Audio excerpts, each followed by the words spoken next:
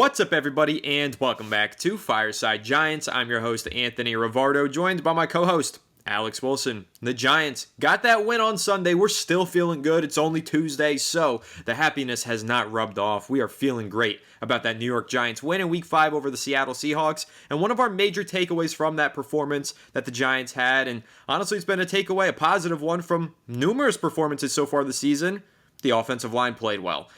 Can't say enough good things about this offensive line. When you compare it to last year's unit, it's a night and day difference. This is a far cry from the unit that let up 85 sacks last season. The Giants' offensive line has been very solid through the first 5 weeks of this campaign, and we're here to give you guys another offensive line review from Week 5 versus the Seattle Seahawks. And keep in mind, entering this game, the Seahawks had a pretty good defense, not necessarily putting up a ton of sacks and pressures, but doing some other things really well, and a lot of that did have to do with the success of their defensive line. They were a good defense. Giants found a way, carved them apart. Daniel Jones gets credit for that, but the offensive line protecting him also gets a lot of credit for that. Really great performance from that starting five, which has been the same through the first 5 weeks of the season, Alex. I was looking into it.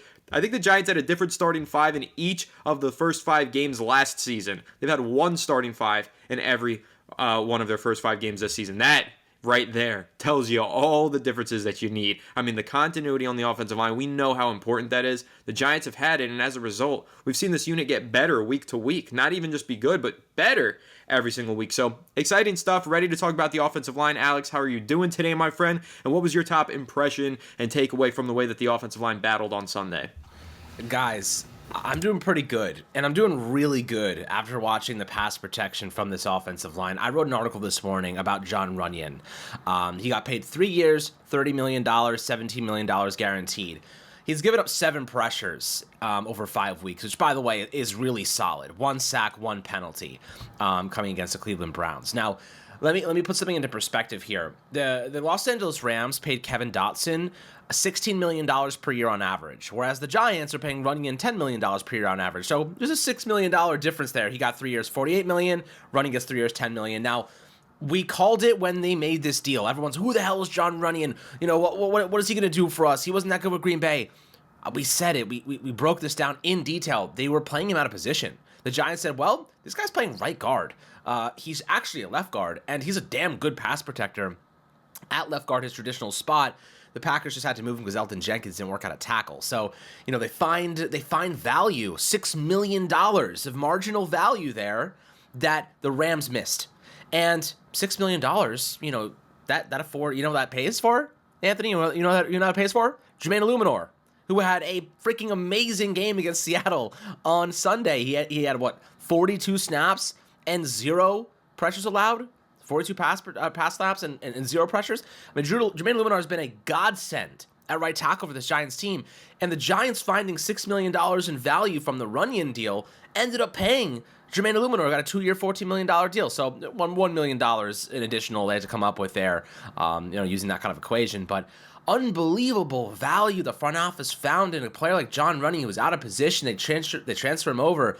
They get the value there. They reallocate the gains, and they go get Jermaine Illuminor, who, you know, I would lock him in for another couple of years if I were the Giants right now. I mean, he is providing this line more continuity, and he has chemistry with Carmen Priscillo.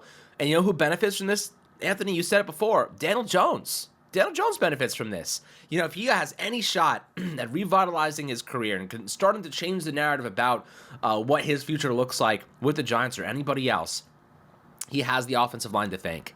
The Christmas gifts they get this year should be absolutely fantastic because they have freaking earned it so far, and hopefully they keep doing so. The Cincinnati Bengals will certainly be a nice challenge for them, but I think they're up to the task. Looking at, the rest of this line, Andrew Thomas, of course, our star left tackle, he's had a couple of up and down games this season, but for the most part, pretty efficient and locked down in pass protection. Obviously, always been a really solid run blocker as well. And big shout out to our center, John Michael Schmitz. In his second year, people writing him off, calling him a bust, saying that he was horrible, he can't do it, he's not good enough, he's undersized. He was dealing with an injury last year. He had several players alongside him that were new every single week. I was willing to give him some slack. I know, Anthony, you were too. And look what happens. He's turning into one of our best young offensive linemen, finally getting value from a draft selection in the trenches, right? And then Greg Van Roten Is he a great player? No. He's probably a really good backup on a better team. But he's starting for the Giants, and he's at least holding down the fort. At least he has chemistry with Jermaine Illuminor, and he's doing a good enough job to solidify this right side of the line. And you want to know something, Anthony? I'm going to knock on wood 1 billion times right now. You want to know what happens when you have a unit playing as one, being efficient, not making boneheaded mistakes, not being horrible at their jobs. You want to know what happens? It lowers the probability of injury.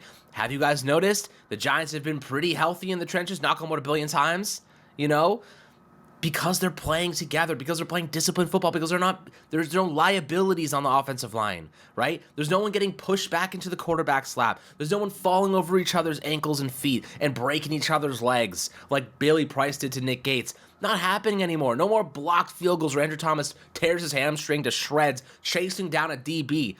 Better disciplined football reduces the amount of injuries you sustain. That is a fact. And the Giants have found an equation to reduce the probability of injury in the offensive line. And what does that mean?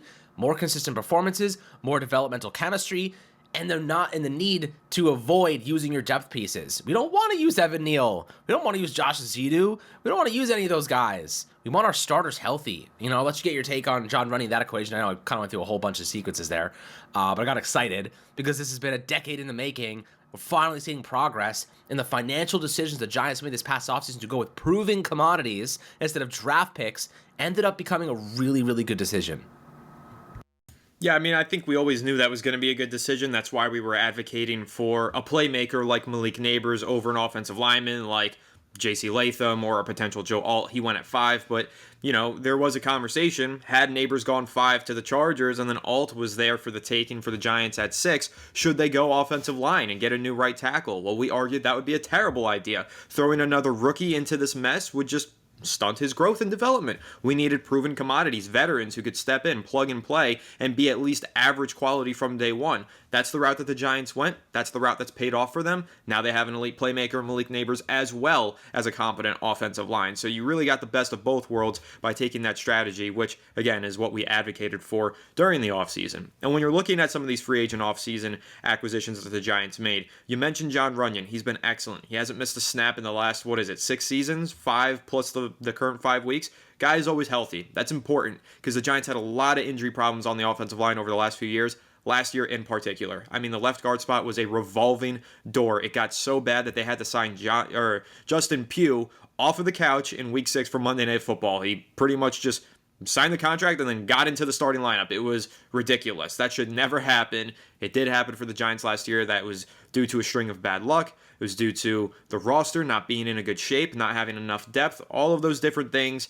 They kind of culminated into that giant mess that took shape on the Giants' offensive line. But that's not the case anymore. They signed not only reliable veterans in terms of their performance on the field, but also reliable in terms of the fact that they're always on the field. Jermaine Illuminor has not missed a lot of time due to injuries in his career. Again, John Runyon has never missed time due to injuries in his career. And the one guy that we haven't mentioned yet, Alex, who I think is a pretty underrated signing, Greg Van Roten. He's not been tremendous. He's been about average, maybe even a little bit below. But again, this is the argument that I always make. When you have a guy that's about average compared to maybe the worst offensive lineman at his position in the NFL, the gap there is tremendous. The difference that you feel on the field is unbelievable. Like going from an Evan Neal, who was the worst right tackle in the NFL statistically by all metrics last season, all the way up to a slightly above average right tackle in Jermaine Illuminor.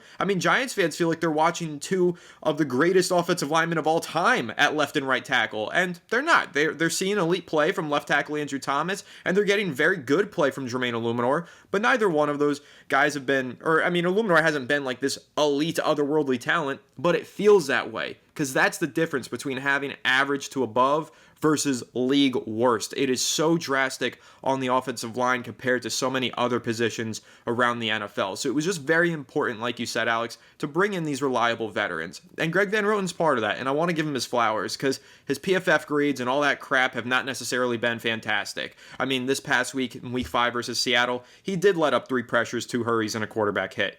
But guys, we're talking about Greg Van Roten at his worst at right guard starting. Yeah, he's got this 35.8 PFF pass blocking grade, and he let up 3 pressures. But why don't we compare that to some of these games that Mark Lewinsky was giving us over the past couple years, where he was letting up like 8 pressures in a game with a 1.7 pass blocking grade by PFF. Like, you can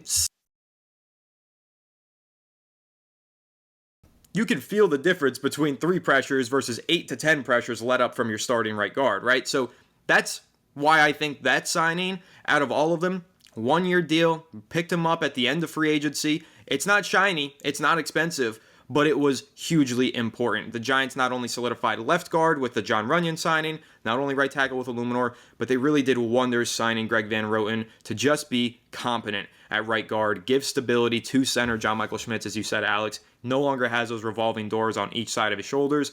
We have a competent unit here in the starting 5 offensive linemen, and all of them turning in solid performances. The only guy who actually did surrender a sack in week 5, according to PFF, was Andrew Thomas. He let up 1 sack and 3 pressures. Not necessarily the best day for Andrew Thomas, but he's elite, and everybody else had a really solid day as well. And I'll even highlight this. I think in run blocking, this offensive line looked spectacular in week 5, and that was a key difference to spring Tyrone Tracy's 129-yard rushing performance. Absolutely. The run blocking was also excellent. And, they're finding a groove there. The chemistry is developing. The health is so important, as we've seen.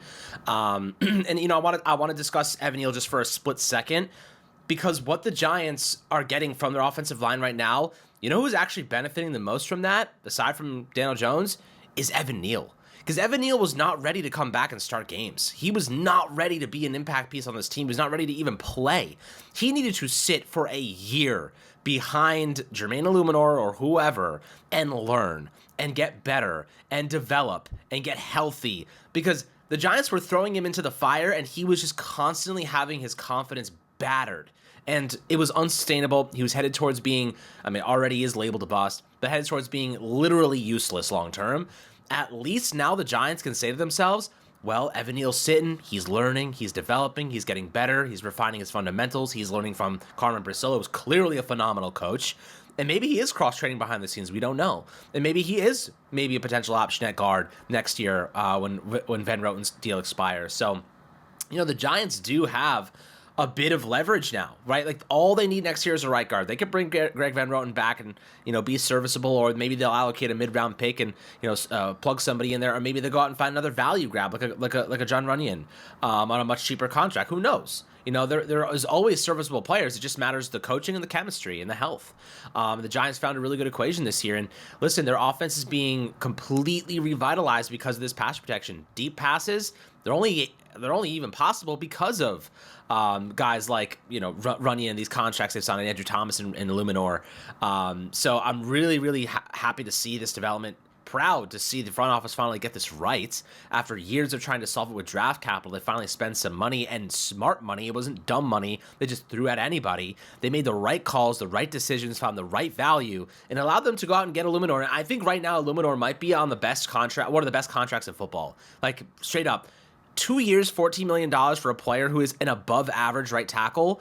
Like, do you guys understand how expensive tackles are these days? Right tackles, good right tackles are going for $20+ million. Like, that's what good right tackles are going for. Good offensive guards are going for $16+ million. To get a guy at $7 million who's an above average tackle is absolutely phenomenal.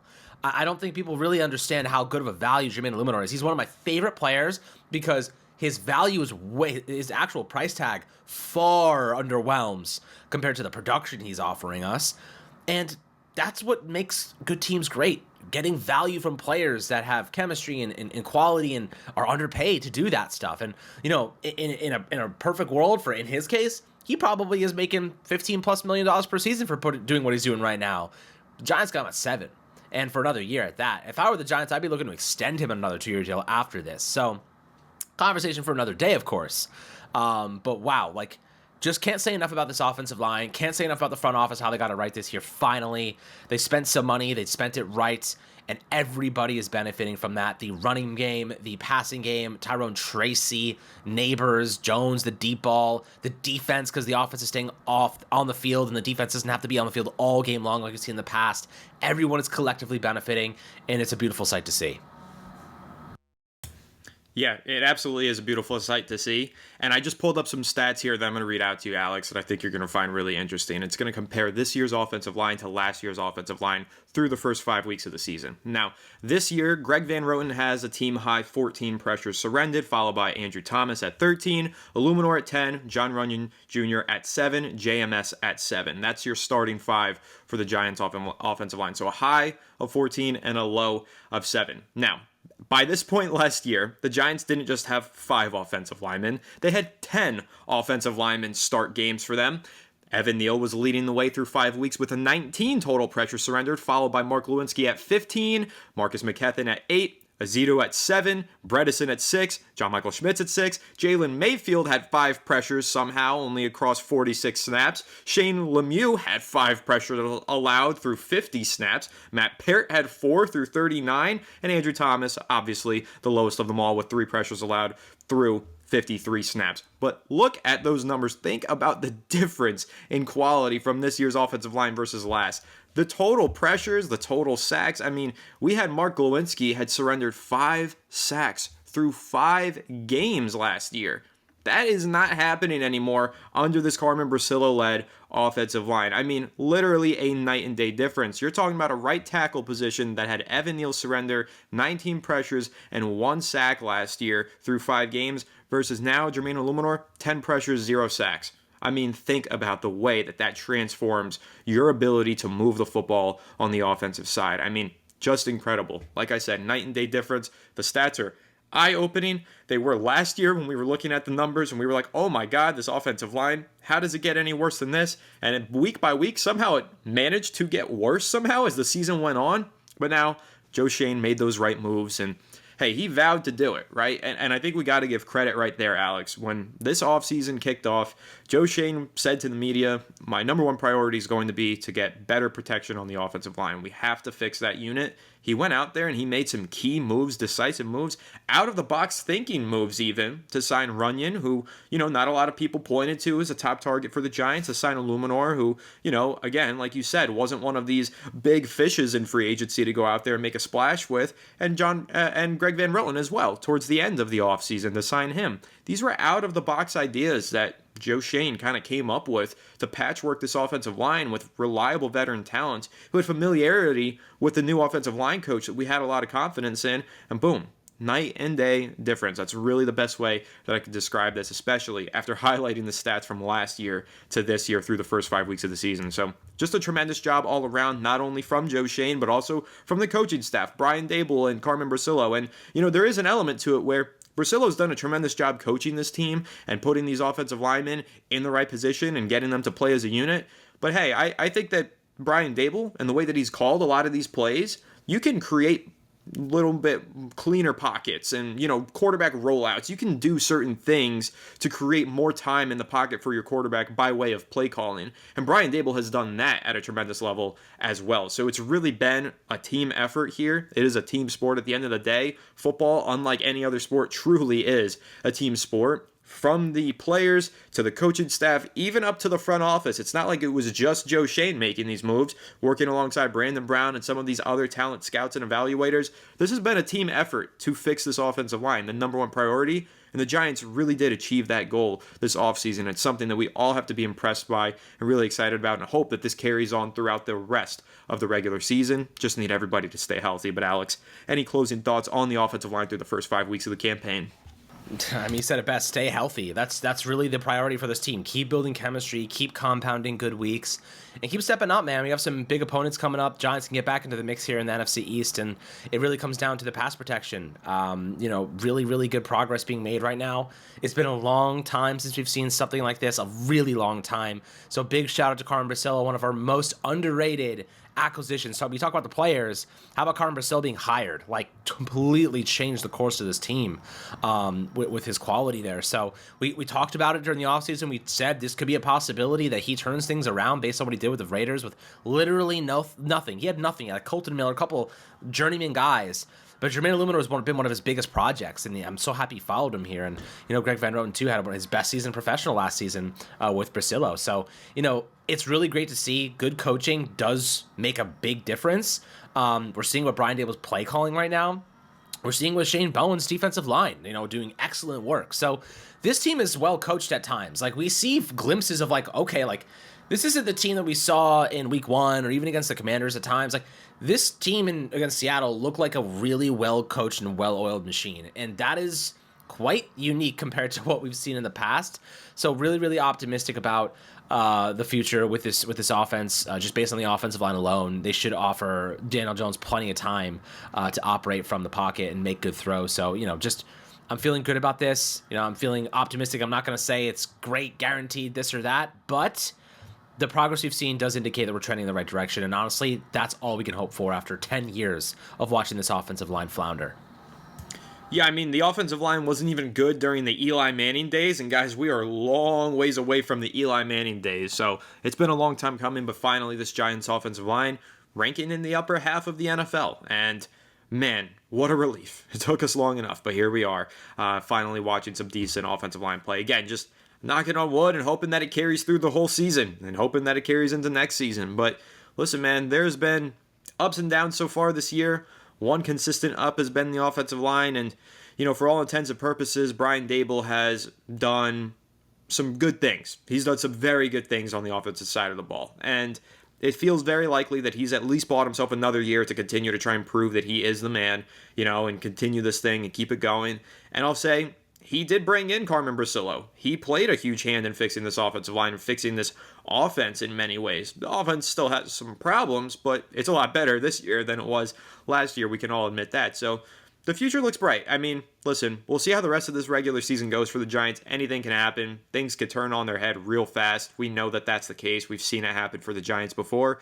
But right now, coming off of this win against Seattle, 2-3, with an opportunity on primetime this upcoming Sunday to go to 3-3, I'm hoping for the best, and I'm hoping that this offensive line continues to lead us to wins. That's really what I'm looking forward to. So that's pretty much going to do it, though. Make sure to leave a like if you enjoyed this episode. Subscribe to the channel if you're new. Ring the bell so you don't miss an episode, and comment your thoughts down below in the comment section. If you listen on Apple or Spotify, please make sure to leave us a 5-star review. Go to follow us on all of our social media channels at Fireside Giants. Without further ado, we'll catch you all in the next one. Have a good one, and let's go Giants.